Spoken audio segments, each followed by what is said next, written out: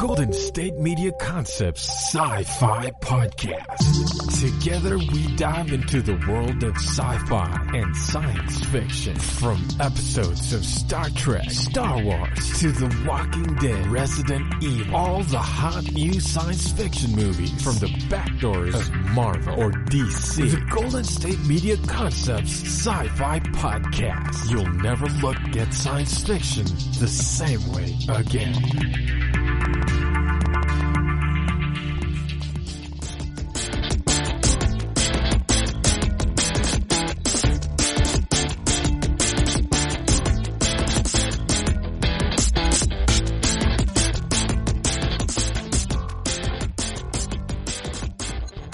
Thank you for tuning in to the GSMC Sci-Fi Podcast, brought to you by the GSMC Podcast Network.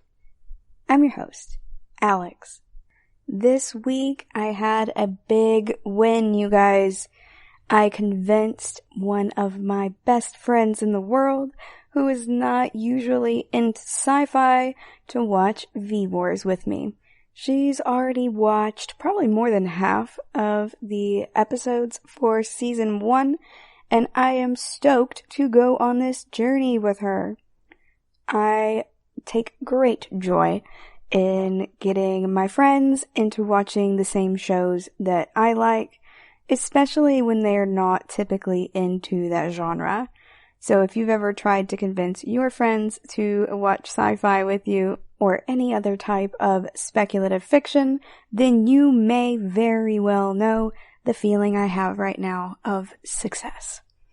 So, I wanted to share that with y'all, and if you've been trying to help edge your friends into a new genre, then maybe you can get them into V-Wars. This one worked for me because although my friend says that she typically doesn't like sci-fi, she really means that she doesn't really care for the aspects that are associated with space. And she doesn't even really care for Guardians of the Galaxy, one of the most commercialized and highly successful forms of sci-fi. She didn't like Star Wars either, and we're going to try with Stargate since everything there looks like it is just happening in British Columbia, pretty much, since they were filming in Vancouver. So we're going to see how that works, and I will report back to y'all after we have finished that particular pursuit. But I just wanted to share this one with y'all first. She'd already seen Vampire Diaries and also the originals before we watched this. So since she liked those types of shows, I thought that V-Wars might be a really good fit for her. Especially since this one also has Ian Somerhalder in it. And it's really vampires, but with a sci-fi approach. So it's nuanced in a lot of ways that I really enjoyed as a long-term sci-fi fan, and that she's able to enjoy as a new sci-fi fan.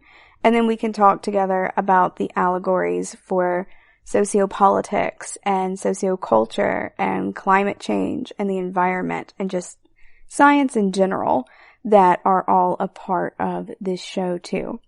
So it's nice to be able to speak with someone about it and someone else actually speak back to me about it. I do love sitting here and talking to y'all each week, but it's a lot more fun when you have somebody to go back and forth with. Am I right? So today we are going to pick up with our reviews of V-Wars, starting with now Season 1, Episode 4, Bad as Me. This episode starts out with Claire O'Hagan being pretty mad at everyone involved regarding not catching Michael Fane. Although Claire doesn't seem to know it, we know as the viewer that Michael was actually warned off by Luther, who gave him a phone call letting him know that the team that was out there looking for him was planning to kill him. So while Claire is mad at them for letting Michael get away, really he didn't escape in so much as Luther told him to leave. So that's where we are at this point, and now Luther is trying to convince Claire to let him track down his brother on his own without having anyone else go with him. Luther waits until he can speak with her alone before trying that, and he makes a solid argument for his case, so Claire does reluctantly agree to that. And we can see that Luther knows where Michael is likely going this entire time, and he goes to meet him there at this lake house where they used to go fishing together.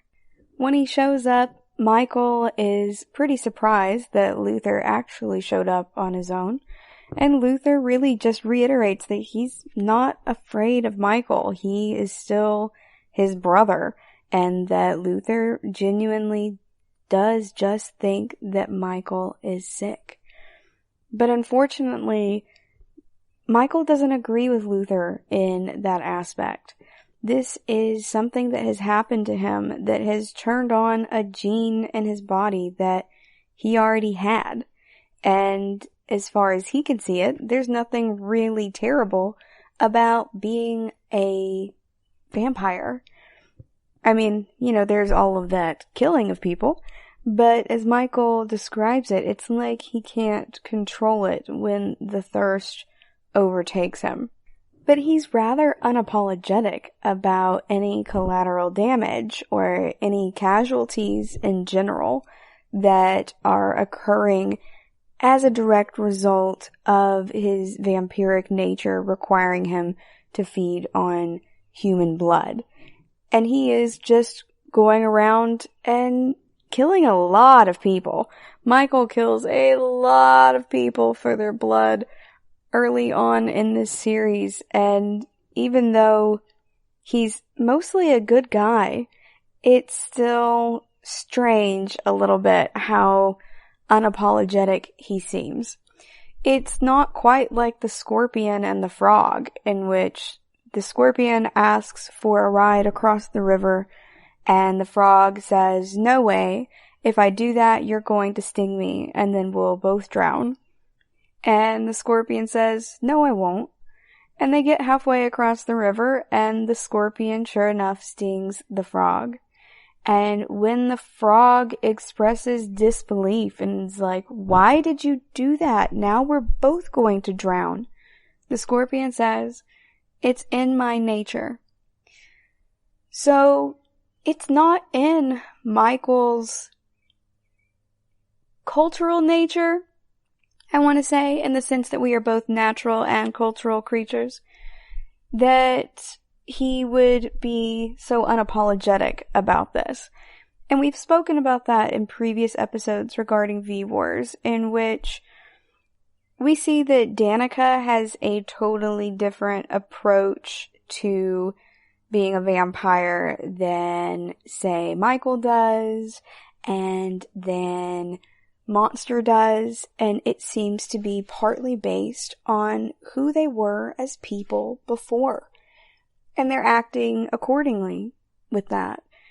But Michael didn't seem like the type of guy who would just easily brush aside these types of casualties before. So this is a little bit of a mismatch for me within the show. And I get that Michael's still trying to figure out who he is and what he is and settle into who and what he is right now. But it's just a little weird for me. I don't know about y'all. Let me know what you think in the comments. But my point is that it just seems strange, and Luther is still wanting Michael to come in and to be helped out, but Michael is now deciding that there's nothing wrong with him and that he's not actually sick. And he's technically correct. This epigenetic change in him is something that is natural, and also the fact that he is needing to drink blood for this epigenetic change. Remember, nothing is changing in the DNA, just the expression thereof. he is still doing what is natural to him, what is in his nature. But also as cultural beings, humans do have that conscience. And that hasn't entirely seemed to have just gone away when it comes to Michael. We're going to see some more of this as we see more people turning into vampires and time goes on, but I just wanted to point that out before we get further on. We also, in this episode, have Luther just really pleading with his brother to come back. He desperately wants to save Michael, and he's understood now that he's made the mistake in the past of trusting the government or the authorities to help bring his brother in to get help. And now he understands that that's not on their agenda. They don't care about helping him at all. They view him only as a threat, even though, as Luther sees it, he very much does need medical assistance. After all, this epigenetic change would not have occurred in Michael if he had not been exposed to that biomass that contained the prions by accompanying Luther up to the Arctic Research Station. And I think that's a big part of what is driving Luther right now. It's part concern, and I think it's also partly guilt, because he feels responsible for this. And we see that when he's expressing that he should have kept them in quarantine for longer. But that's not his fault. There was a solid recommendation by the other doctor that they should be fine and that they should be released. And they followed all of the currently known guidelines for that. Luther was saying that out of an abundance of caution. Now it turns out that he was right, but that doesn't necessarily mean that the other doctor did anything wrong in still letting them go. He made the best decision he could with the information that he had at the time. Unfortunately, this is all null and void. You can't go back and unring that bell right now, and Luther is still trying to figure out exactly which parts of the genetics are being expressed. They need to see which genes are being turned on, and they have such a small sample size so far that they don't have a ton of information to look at a lot of these patterns. So he's doing his best. He's trying to act in a conscious manner from a place of science and also a place of love and empathy for his brother.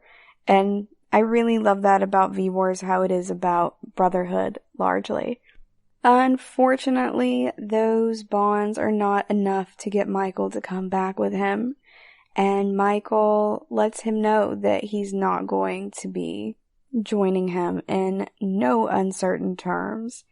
And just about the time that they are really ending this conversation and Luther's really upset about it, there is a shot that rings out, and Michael is immediately upset and is like, I thought that you didn't bring anyone with you. And Luther says that he really didn't and that person's not with him. So they go off into the woods, and it turns out that there was someone who was assigned to follow him as a sniper, and that Luther definitely did not know anything about it. But fortunately for Michael, the new female vampire he had met at the end of the previous episode had followed him and brought along a couple of other vampires. And one of them almost kills Luther, but they definitely kill the sniper guy before informing Michael that they identify as Bloods. That's the name that they want to be called, not vampires, Bloods, and that they are forming this group, and that since Michael was Patient X, they all want him to be their leader. We're going to go on a quick break, and when we come back, we're going to pick up with where that leaves Luther and what Kaylee and Jurgen have been up to. Stay tuned. Want to find out what movies to go see? Then check out the GSMC Movie Podcast. It's your ticket to the latest movies, whether it's a new blockbuster event, romantic, comedy, or action flick. This show has got it all covered. They talk some what to go see now, don't bother, what's hot on Netflix, and everything in between. That's gsmcpodcast.com/movie-podcast. When it's all about the movies, it has to be this new show. Don't forget to like them on Facebook and follow them on Twitter. Visit gsmcpodcast.com for more info.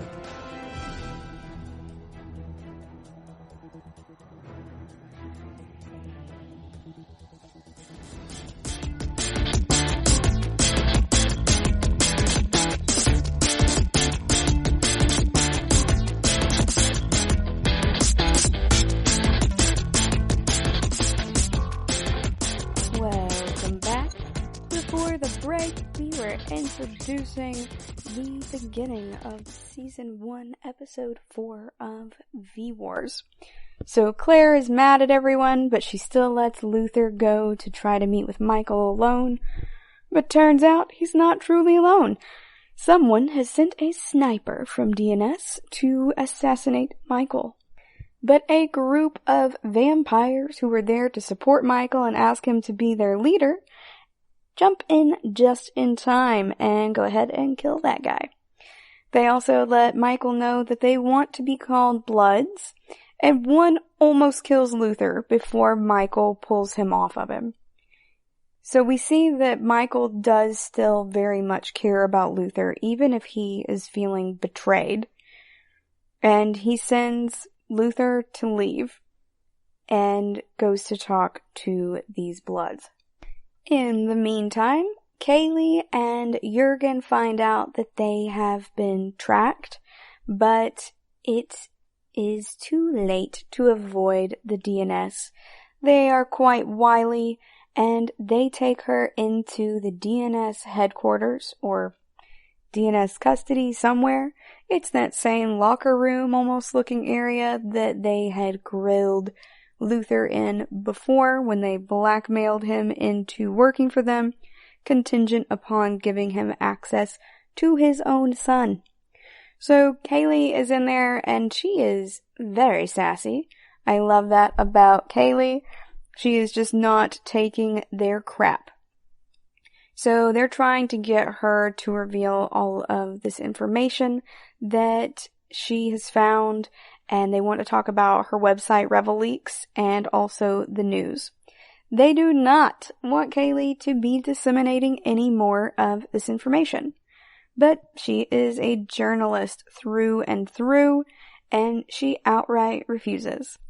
Unfortunately, Jurgen is actually on video that they are showing to Kaylee in that room, and he is being held with a gun on him as potential collateral damage. And Kaylee tries to play it off and tells them to go ahead and kill him. She's like, I don't have a partner. I don't know who that is. And she's trying to protect Jurgen in that way. But they honestly don't care. They know for a fact that he is one of her accomplices. But also, they clearly, as the government, just would not even care if they had gotten it wrong. And they just went ahead and killed him. And they tell her that, hey, we're just going to go ahead and kill this guy since you say you don't know him, and we can go ahead and kill him. And just know that if we kill him, we are also going to kill you. And we don't have any qualms about that. And it looks like Jurgen really is about to be killed. And so Kaylee backs down. So we don't see exactly what she has told them or what she has agreed to, but we know from events later on that she has effectively given them some type of deal so that they will let her be released and not kill Jurgen. So that tells us that there's definitely a soft side to Kaylee that we have not seen. She acts like she doesn't care about anything or anyone except for investigative journalism, but that is not necessarily the entire truth. so it seems she may really care about Jurgen after all. In the meantime, we see Dani at her house. So Danica, one of the vampires who had dated Michael and then had come down with this blood prion spurred epigenetic change during an open house she was hosting in the last episode. We also know that she fed on her sister and killed her.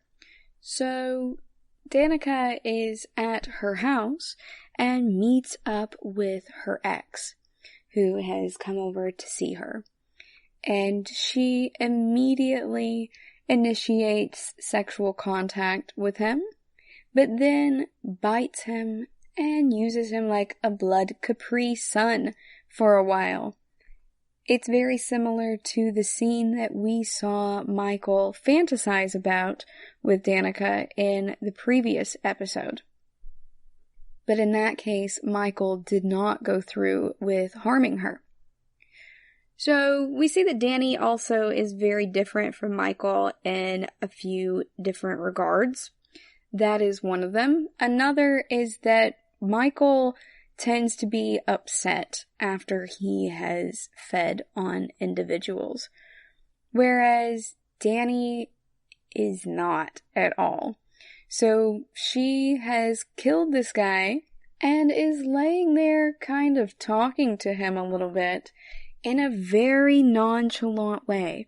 She doesn't really care that he's dead. It's very much that type of old school portrayal of the vampire as a sensual creature that just really doesn't care who they harm. She settled into this surprisingly quickly and very easily. This is something that looks very natural for Dani. And again, on some level, it is in her DNA, but also we are cultural creatures. And we see Michael trying to reconcile who he is with what he has also become. But with Dani, this is a pretty seamless transition. We already know from before that she was relatively selfish as a person, and that seems to have just been magnified here. Or perhaps it's just not changed much at all. So, as she's laying here on the floor, still draped over this guy, we see that Detective Yanov has shown up. So one of the local police detectives arrives, and she starts panicking when she hears that door shut and him start walking across her driveway. Danica quickly tries to hide the body behind the couch and pull her dress back up, and she goes to the front door, which is not something she could have hidden behind anyway, because a lot of her house has glass in it. She seems to be a real estate agent or something of the sort, so it makes a lot of sense that she would have all of this glass paneling, lets in a lot of natural light, all of those things that real estate agents talk to you about. So she did not have much of a chance of hiding this individual if she had not had that heads up. Good thing she has that super hearing, right? And also perhaps that super strength. She goes to the door and answers it with Detective Yanov there, and he starts asking her questions about her sister, Mila. You know, the one that she sucked dry in her apartment while she was supposed to be there to sign paperwork for their ailing mother. Because that's just who Dani is. So she's obviously panicking on two folds here, because one, she killed her sister, and two, she has a dead guy in that same room. It's a big open floor plan in her apartment, and there is not much between the detective and the ex that she has so recently killed. I will say, however, that Dani seems to be a rather clean eater. Michael seems to get pretty messy as he feeds, and that might be due to several differences between them, including the fact that Michael really gets overcome and overwhelmed by the urge to feed before he really succumbs to it, whereas Dani just does whatever she feels like, seemingly. It doesn't look like she even truly, entirely drained the guy, or came close. And we know that from other vampire encounters, like the dentist who fed on a couple of people before he killed himself, that they often do take about 3 liters of blood or more from an individual. So Kaylee tells us that you have about 5 liters in your body, and that there were only 2 liters or less left in these initial decedents. So, that tells us a lot about these characters. Danny's really just sipping on this guy like a Capri Sun. She's not in a hurry. She's not waiting until she is feeling overwhelmed. She's just out there living her best blood life. Although she doesn't know the term for vampires as being bloods yet, because that's a cultural component of that movement, or a cultural component of this issue with nature. So a lot of this is all nature nurture. As she's talking to the detective, though, she asks about whether they've been to Mila's apartment and such, and he says that they have been, and she asks if there was a sign of a struggle. And he says that nothing really looked out of place, but that they have not heard from Mila, and she is not present in the house, which is immediately surprising for Danny, because she was very certain she had killed her sister, and she seemingly had no remorse about that, rather fear of getting caught. However, she maintains a calm facade in front of the detective, and he hands her a card and says to call him if she hears from Mila at all or gets any other information. And she says likewise. She is very good at just going with the flow and this type of improv of figuring out what to do next and how to react in the moment, to make sure that she's not coming across as some type of perpetrator of something. But it seems like Danica before was probably already used to not really taking the blame or the responsibility for anything to begin with. So again, this is a natural turn of events for her. We also see that the guy that she had just been feeding on, after Detective Yanov leaves, he stirs a little bit, and she is stoked that he's alive, but not because she cares about him, but more so that she can likely feed on him a little bit more. So she is not as frenzied in her eating either. She's not just ripping his neck open like we've seen Michael do before either. This is a very different experience, and we'll learn a little bit more about that as this episode progresses. We also get a glimpse of her sister Mila as Danny does go ahead and call Mila, and Mila is out at a restaurant with a basket of wings, I believe, in front of her, but she looks unwell and sweaty, similar to how everyone has seemed to look as they were battling the virus. And Mila does not seem to be handling this very well. She's very upset. She clearly doesn't want the food because it smells off to her the way that the meatloaf and the other food that's typically human food had seemed to Michael before. And she's really upset by this. Unlike Danny, Mila is a very selfless person, at least very much so in comparison with her sister. She is the one who has to be all put together and to have her stuff together so that someone is able to take care of their mother. So Mila is very unhappy about this turn of events. She's not used to just taking people for granted or taking advantage of them or being able to act so irresponsibly as Danny does. And again, it reminds me of Antigone and Ismene in many ways. As the phone rings while Mila is sitting at the restaurant and she sees Danica's name come across the screen, she gets very upset and goes ahead and leaves the restaurant. We're going to go on a quick break, And when we come back, we are going to talk about what the bikers are up to. Stay tuned.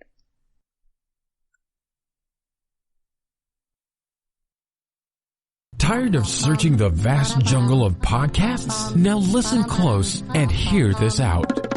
There's a podcast network that covers just about everything that you've been searching. The Golden State Media Concepts Podcast Network is here. Nothing less than a podcast bliss with endless hours of podcast coverage. From news, sports, music, fashion, cooking, entertainment, fantasy, football, and so much more. So stop lurking around and go straight out to the Golden State Media Concepts Podcast Network. Guaranteed to fill that podcast itch. Whatever it may be. Visit us at www.gsmcpodcast.com. Follow us on Facebook and Twitter, and download us on iTunes, SoundCloud, and Google Play.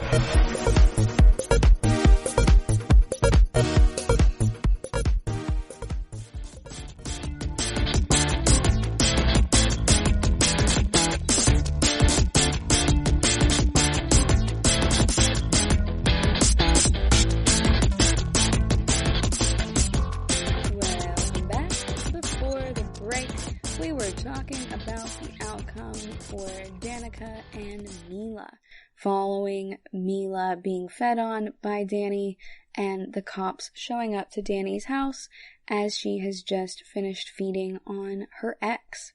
Unlike Michael's victims, the folks who Danica feeds on appear to survive or perhaps even turn, whereas when Michael has been feeding on people, they tended to get their whole throats ripped out and to just stay dead. So now we're going to talk about where the biker gang is. So we see that the biker gang composed of Bobby and Jimmy and such are at a crossroads of sorts, as Bobby, who's the leader, has clearly not been handling this whole vampire thing very well. We know that he has been snorting cocaine, but he may also have some other issues going on and has started to think that everyone around him is becoming a vampire. It's a problem, and Jimmy begins to look rather alarmed as time goes on. And it gets to the point where Bobby tells Jimmy he wants him to show up and kill one of the other bikers. So Jimmy does show up in the evening, but it's so late at night that Bobby had gone ahead and killed the guy before Jimmy got there. And Bobby is about to kill Jimmy because he's very suspicious that Jimmy showed up to kill this person with seemingly not having a gun. And then Jimmy slowly shows him that he has an ankle-strapped pistol, and Bobby is like, "Oh, is that a cop gun?" And Jimmy says that he took it off a dead cop. So you're not entirely sure where specifically Jimmy is right now, but you do know that Jimmy is clearly at least aware that Bobby is a problem, that he is dangerous right now, and that he has killed someone who is not a vampire, at least to Jimmy's knowledge, and that Bobby is just seeing vampires everywhere and is just wanting to kill tons of people, regardless of whether they're vampires or not. In fact, he just cares about his perception of it. So Jimmy is spared from Bobby killing him, but now there is a decedent in the floor that they have to deal with. We also get to go back to the facility of DNS where Luther and Dez are hanging out, and where Teresa, Luther's assistant / co-worker in epidemiology, are trying to figure out what's going on with these prions. They want to know about the genes and the mode of transmission and all that jazz. So Teresa is working quietly by herself in the lab when Agent Fields comes in. Agent Fields is the one who had been accompanying Luther wherever he went. So he was there when Claire was yelling at all of them for not catching Fane. He went with Luther when Luther wanted to assist in this initial search for Fane. And, the same search where Luther called Fane and told him to run. And also Fields has just been hanging out with Luther in general. They seem to get along really well, and he also protected him when he pulled a gun on his ex-wife who was losing it in public. So Fields is also hanging around this area, and earlier in the day they had found another body together, and it is a problem. So they see that this is spreading, and Fields is accompanying Luther and looking at it from a law enforcement type of perspective, while Luther is looking at it from a scientific perspective, but also while genuinely caring about Michael too. So as Teresa and Fields are hanging out in the lab, Fields walks up behind her, and you see that she is really not noticing him come up behind her at all. He's very quiet, and it turns out that he is actually a vampire, and it's crushing because I love Fields. He tries to kill Teresa, but she screams for Luther, and he runs down the hall and alerts the guards so that they can handle Fields and everything too, who is unfortunately dead. Now this is super alarming for everyone involved now, because Fields has not shown any signs of really being a vampire up to this point. He wasn't having any morphing of his features in any way. He did not seem to be bloodthirsty. He didn't seem to be having any other problems at all. So it's really upsetting for everyone involved, because they essentially had a wolf in their midst and they didn't know about it at all. There was nothing to warn them, which makes this disease seem even more insidious. Now, I will say that my best friend did call this before it happened.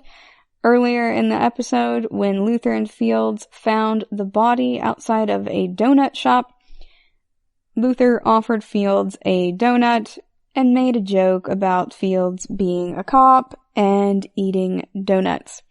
But Fields told him that he wasn't into donuts and took the coffee, I believe, but not the donuts. So, as soon as that happened, my BFF said that she thought that he was a vampire. Just because he had turned it down. She's like, he's acting weird. And sure enough, she was right. She was totally right. So she was very vindicated in calling that one ahead of time, especially since this show tends to defy a lot of narrative expectations. And I like that about it. Sometimes I think the show is going to go right and it goes totally left. It's just a sharp left turn and it doesn't happen the way that I think it's going to happen. So that's really fun too. I love picking apart shows and I love predicting them as they go along. And this show makes it really fun by continuing to keep you guessing. Fortunately, Teresa is okay. Maybe not emotionally and mentally right now, but she is physically unharmed by Fields regarding, any vampire bites or anything like that. And Fields is now no longer there. So it felt a little bit out of left field for me. No pun intended, but pun embraced. But I think that was the point, was for it to be jarring and show us that there are different ways that these vampires can act and can manifest. So we're seeing a difference between Danny and how she feeds versus Fields versus Michael. We're also seeing how Mila is reacting versus how Danny reacts versus how Michael is now claiming that he thinks he's an entirely new species. And I would argue against that because the gene that this seems to be impacting doesn't seem to be necessarily on a sex chromosome. I don't think that this gene that's being expressed would alter the ability of bloods to procreate and create a viable offspring with a human. Now, I could be wrong, but I just mean from a purely genetic standpoint, not going based off of canon from the books or anything, what I personally think. So, yes, it is a different expression of genes, but it doesn't necessarily mean that bloods are a totally different species that are separate from humans in the way that we define species in anthropology. So, there is that. But this episode is really showing this wide range of actions and reactions. So, types of how these vampires are expressing themselves culturally as well as naturally, and the human components that are there. So Michael is saying that naturally he feels that he's no longer human, but we see that characters like Mila very much do still have very strong components of their humanity intact. And you can see this with how upset she is with her sister, whereas Danny doesn't seem to have any problem with her having been turned into a vampire, and she likely knows that it came from interaction with Michael, seeing as he's been all over the news lately. Danny is instead reveling in it. In this episode, we do also get to learn about the Vertilac, though. So a Vertilac is considered a new type of vampire/blood, or a new subtype, and this is due to a different mutation in their DNA. So remember that this prion disease is resulting in the change of gene expression. But there are a lot of different alleles that can encode for these genes. For example, think about your blood group typing. How some people are A or B or AB or O. And when you combine that with the Rh factor, you end up with 8 different types in which the ABO blood group gets assigned a positive or a negative based on whether that Rh factor is present or absent. So you can have the same DNA, more or less, not the exact same DNA by individual, but by species, and still have a different expression. Or think about eye color. Humans have different colored eyes based on different genes and interactions, and there are a whole lot of factors that go into specifically eye color, but they can be expressed differently, and it has a genetic component. So it's kind of like that. So they're still vampires, but this is a different type. So this isn't just all vampires. There are these kind of vampires, and there's another kind. Are there more than 2 types? I'm not entirely sure yet. I think we will see as we go along if more nature types of vampires emerge, but I think there are definitely different cultural types of vampires already in their belief systems, like Michael versus Danny versus Mila.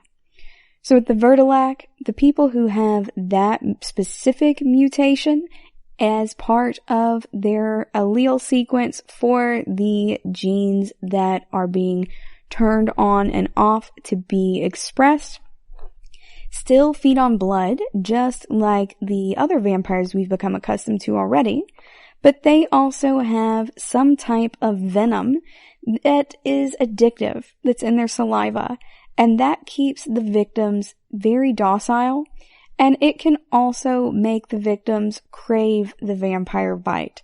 So they end up kind of strung out like heroin addicts, but for vampire bites. And we've seen this before in different portrayals of vampires in different series, but I really like that they have addressed it specifically as like a venom in this situation.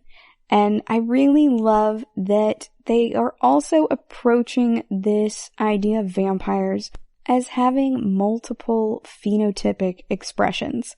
That's really exciting and it's fun. I love anything with mutants or people with powers as well. So I really just love all speculative fiction for the most part, you guys. So this concept is particularly fun for me as a fan of mutants and powers, but also of diversity and variety and vampires in general. We don't really know what causes certain people to become one type of vampire or another, but I think that it is very likely an allele difference. And if you aren't familiar with the term allele, that just means that it is one of multiple types of forms that a gene can take, and they pop up through mutations. But they're always found at the same place on a chromosome. So it's this region of a chromosome that's being acted on by this epigenetic factor in the prions.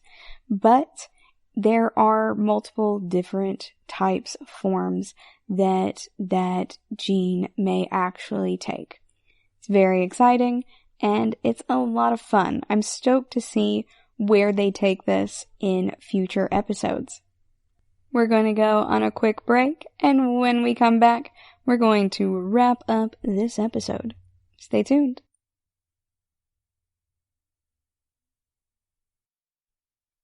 Watching TV has changed over time. Streaming has become the new norm. That's why Golden State Media Concepts television podcast dives headfirst to the world of cord cutting. Want to be on the loop of what's hot in Netflix? Or if it's not a preference, what about original shows in Hulu? We've got you covered. Join us as we fill in the blank and talk about movies to stream and what show you should be binging. This is the Golden State Media Concepts television podcast.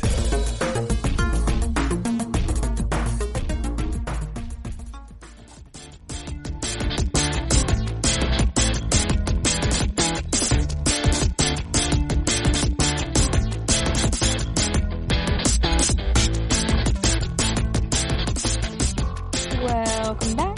Before the break, we were talking about the new vampire phenotype, Vertilac, the type that has venom in its saliva, in their saliva.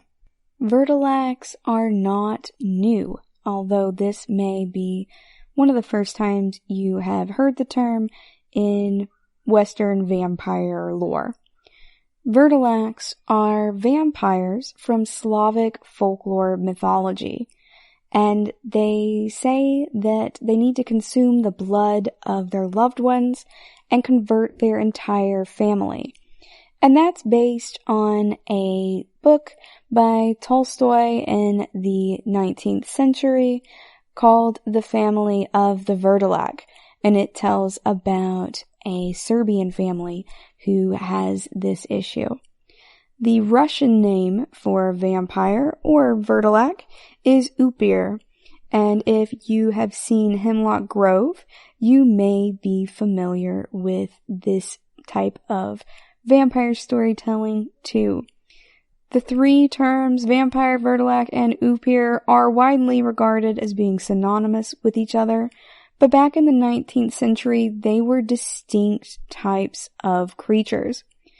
Upirs in Russia back then were thought to be former witches, werewolves, or really bad, hardcore sinners who'd been excommunicated from the church.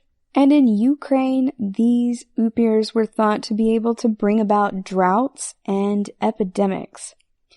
The word Vertilac comes from the 19th century and was popularized due to a poem of the same name by Alexander Pushkin, which was published in 1836.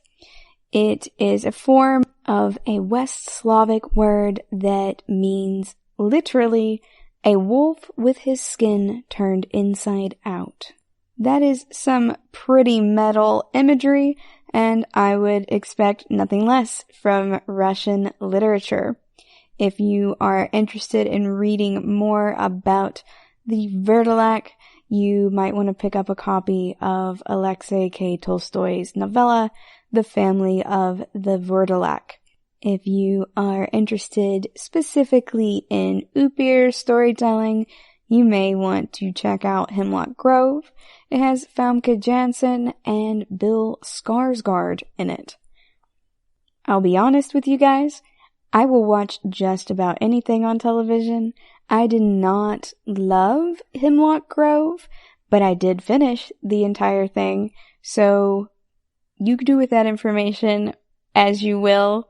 But I think that the general concept, at least, was very interesting, and it has upirs and werewolf creatures, all kinds of creatures in it, and you might enjoy it. I believe that one is, or at least was, on Netflix.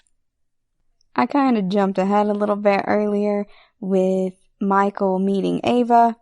I got ahead of myself, but Michael meets Ava, the 19-year-old female blood, while he is running through the woods in Seneca, and he sees her walking down the road with a red gas can down an old, country road is what it looks like. It's a forest road.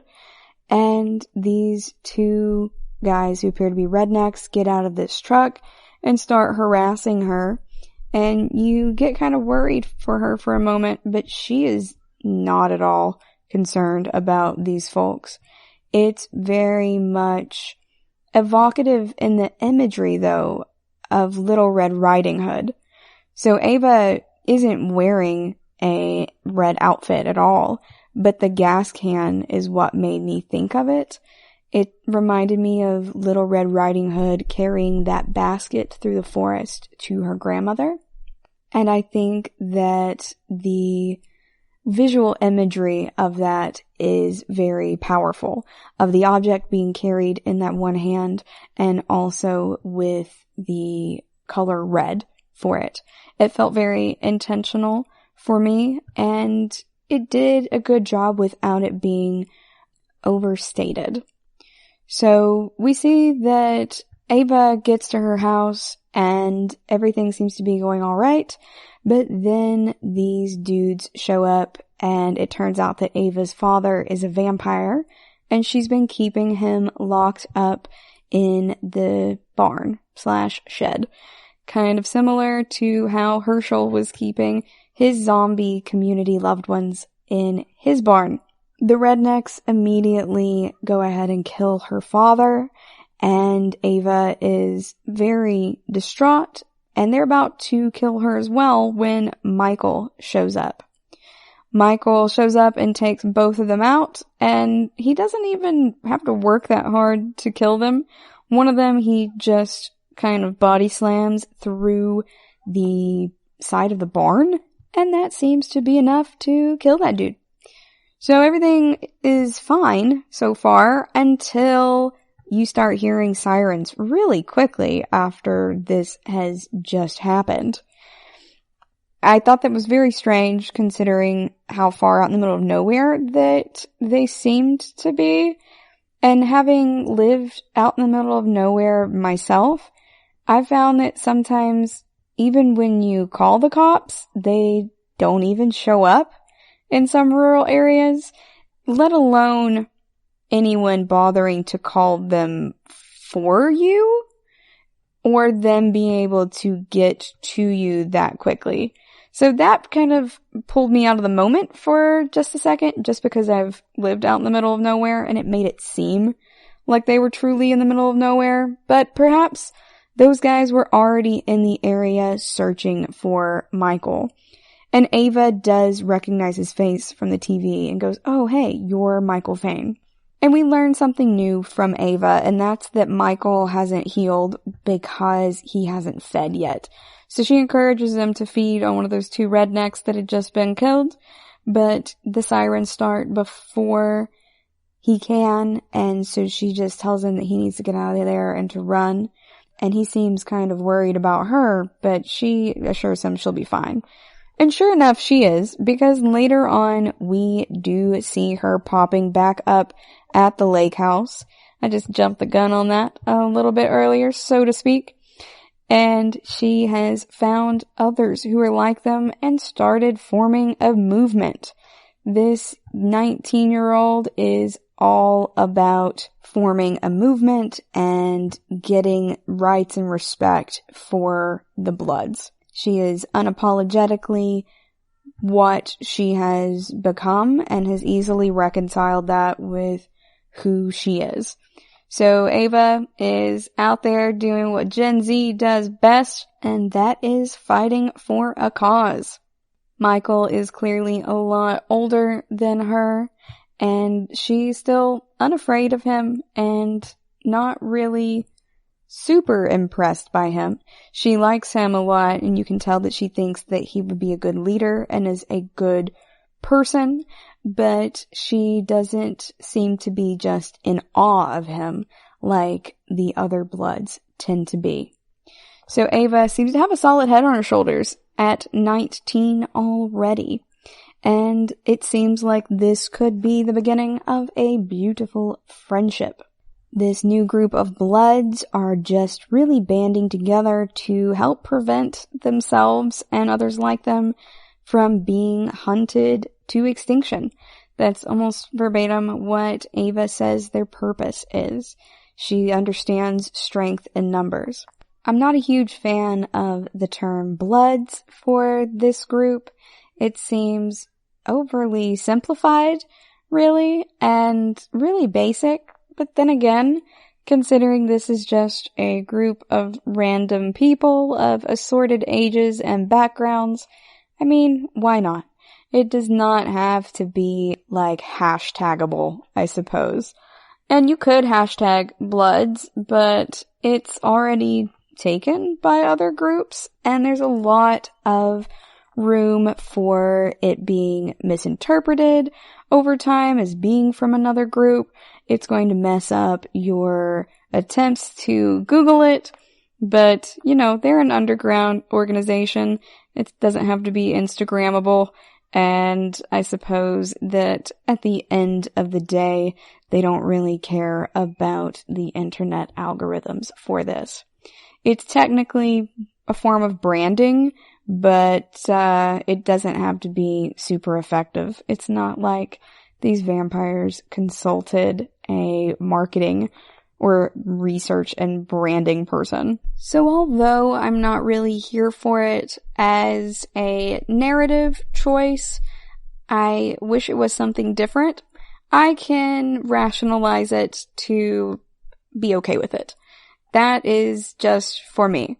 So if I think of it in that way, it is less bothersome that it's just so direct, and I don't know, just that I otherwise don't like it, to be honest. But I'm still gonna keep watching the show, and I enjoy the overall story arc.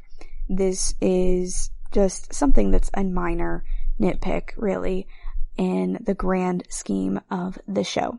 This episode ends with Luther really meeting with Claire O'Hagan in what seems to be like a parking deck, an underground parking deck or something.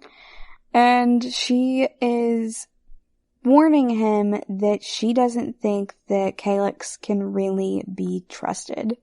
She assures Luther that she did not send the sniper, that she trusted him to be safe and do what he needed to do with Michael when he went out to meet him alone at the lake house, but that she didn't really trust Niklos, Calyx, that much. Right after she has this conversation with him, there is an explosion at the DNS facility, and Luther, unfortunately, loses Claire O'Hagan. We lose Claire O'Hagan. I loved her. We had to lose her and Fields in the same episode. But Luther does manage to get Calyx's body clear from that wreckage. So we know that we can't really trust Calyx that much, at least from what Claire has told us. And so far, Claire does seem to be pretty reliable and direct as a person, if nothing else.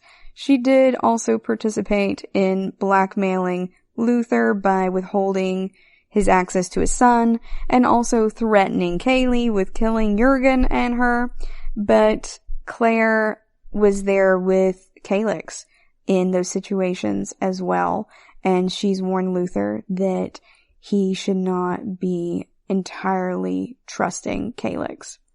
So, we might be in hot water now, as we don't have Fields there to help protect Luther, and now Claire O'Hagan, who was also seemingly siding with Luther, is out of other people's way, and it looks like they're just slowly peeling back the layers of protection around Luther.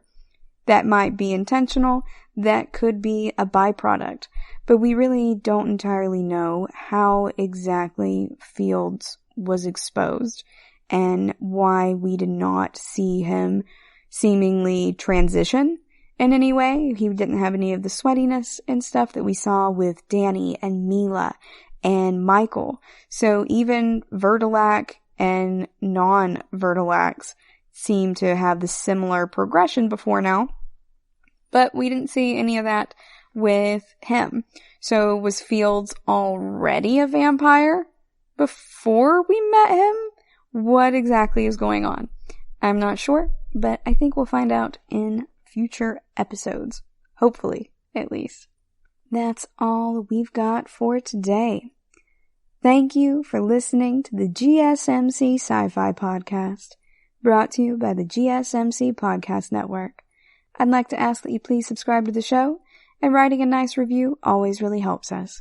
Also, if you could please follow us on Facebook, Twitter, and Instagram, I'd appreciate it. Thank you kindly, and have a good night.